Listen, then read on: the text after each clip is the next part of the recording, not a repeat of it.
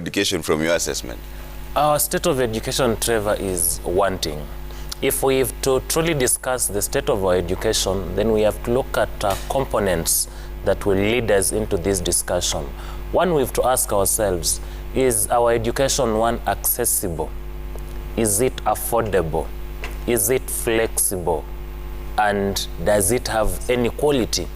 On accessibility, the government has tried, and we must give Caesar what is his.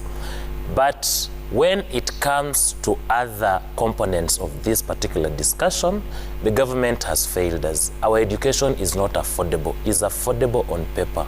And we cannot discuss education at a higher level, at the TVET level, at the university level, without laying the basis. You will not get the raw materials of the people called students if you have a poorly managed ECD system, if you have a poorly managed primary school education and secondary school education.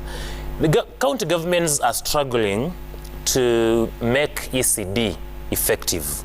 And to this extent, they are trying, only that we don't have uniformity among the 47 counties. We have counties that have struggled, they are paying ECD teachers, they are putting up ECD centers. Others, nothing is moving on.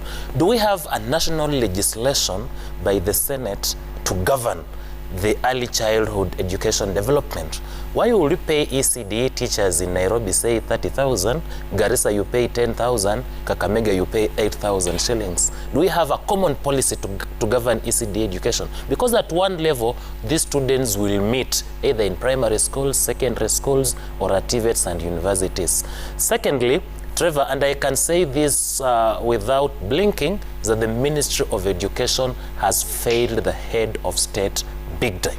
If you look at the body language of our president, if you look at his intention, he means well for education. Even in terms of budget, they allocate a lot, but the management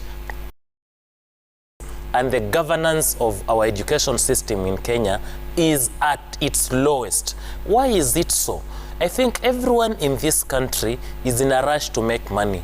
Everyone has become a cartel in their own areas of operation, and the Ministry of Education is not an exception. Just as my sister Janet has said, the Ministry of Education will release a fee structure to schools, but this one is a mere formality. It's a mere formality because when they are sending out Form 1 letters, admission letters, they attach the Ministry of Education approved fee structure.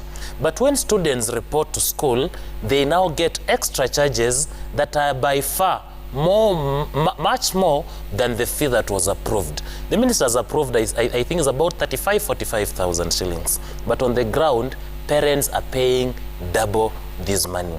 And the head teachers and principals are creating avenues through which they can exploit our parents under the watch of the ministry. For instance, Trevor, I know of a school that admitted 600 Form 1s as at yesterday, and every Form 1 was paying 1,000 shillings just for labeling, to just say that PK on a spoon, PK on a mattress, PK on uniforms, and you are paying 1,000 shillings. That means that that particular principal made 600,000 within 4 hours on an admission day. And every school, even that village school where parents have to sell cows and chicken to take their children to school, they pay at least something. And this is exploitation. It is unmitigated, and the parents have nowhere to go to. And Trevor, if you don't pay these levies, then your child will not be admitted in this particular school. These matters are not alien to the Ministry of Education. Personally, as an advocate of the High Court, as an education activist, I have brought these matters to the attention of the sub-county education officers, the county education officers. I've raised this matter with the official at Jogo House, and they are not able to address because they are part of the beneficiaries of this evil scheme to exploit our parents and make education very expensive. Education in this country was free when it was not free. But today that it is free, it is more expensive, and parents cannot afford. Yeah.